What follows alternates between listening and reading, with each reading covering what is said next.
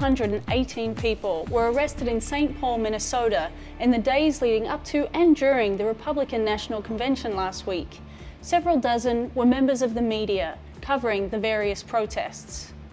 While presidential hopeful John McCain was preparing his final speech to the Republican National Convention last Thursday, hundreds gathered on the steps of the Capitol building, preparing to march for peace, an end to the war in Iraq, and a call for impeachment of President Bush.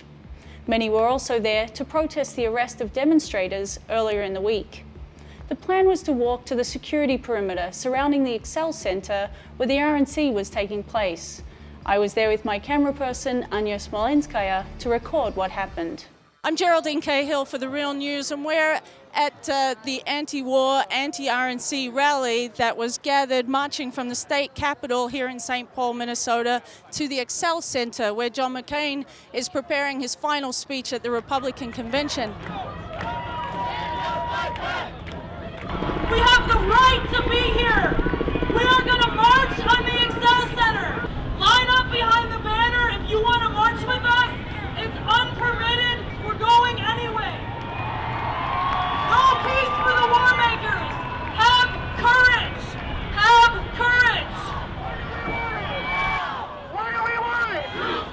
When do we want it? When do we want it? When do we want it?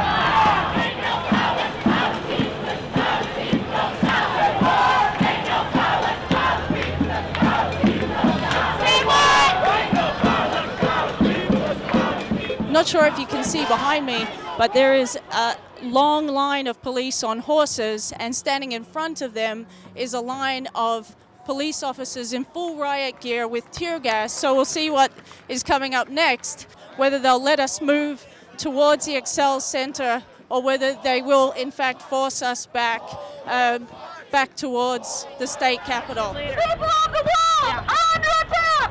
What do we do? Stand up, fight back! Immigrants are under attack! What do we do? Stand up, fight back! The protest has been going on for probably over half an hour now. We're still being blocked from getting any closer to the Excel Center, and it certainly seems like there's no way the police are going to let the protesters any further. You can see St. Paul Cathedral there in the distance. Basically what we've got is a group of protesters directly in front of the police behind us, and the other half of the protest is convening in the intersection, two sides of which are blocked off by police. So they're really only allowing protesters, once they start moving, to move out to the left of myself. We've been given one warning at least, maybe now two, by the police that soon they will start moving people back. Now it appears to be at a classic standoff. All these people can't be wrong. How many of there are you? Look how many there are of us. Last time I checked, majority is democracy. And that's what our country is founded on. Earlier this afternoon, we were on this bridge with the protests that had come along trying to make its way to the Excel Center, and a big pack of the protesters had separated from the rest of the group, and so we followed the new pack, and that's when things got very confused.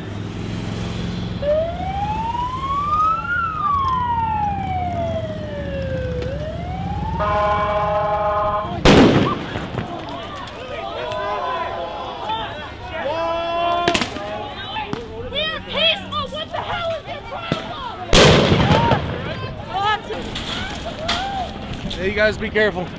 You too, man. Bars right there. Get the camera on that! Get the camera on that!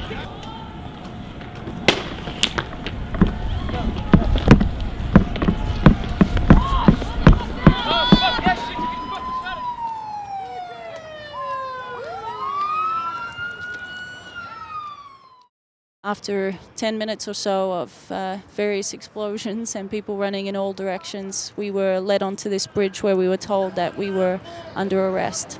If you are sitting on this bridge, you are under arrest and you are not free to leave. Remain seated with your hands on top of your head. I would say there's probably about 100, maybe 200 people here. allegedly all under arrest. We've been told to sit down with our hands on our heads. Please remain seated and follow their verbal directions exactly. Thank you. We told the police that we were media, and they told us that they didn't care who we were. We were just shuffled along with everybody else. The police are being given rolls of these plastic handcuffs for everybody. So they're being distributed now amongst the others, and people are just being picked off one by one. We just keep rolling as long as we can. Looks like it's going to be a long night, so it's going to take a while to arrest all of these people. Anya and myself were released after 3.5 hours on the bridge. While most of the 818 people arrested last week were released with misdemeanor fines for illegal assembly, approximately 36 have felony charges against them. The felony charges include damages, conspiracy to riot, and the most serious, incitement in furtherance of a terrorist conspiracy. An additional 152 people were arrested in Denver leading up to and during the Democratic National Convention the week before. Along with the Real News, several other media were arrested and fined for covering the protests throughout the RNC. Democracy Now!'s Amy Goodman and 2 other producers have felony charges against them.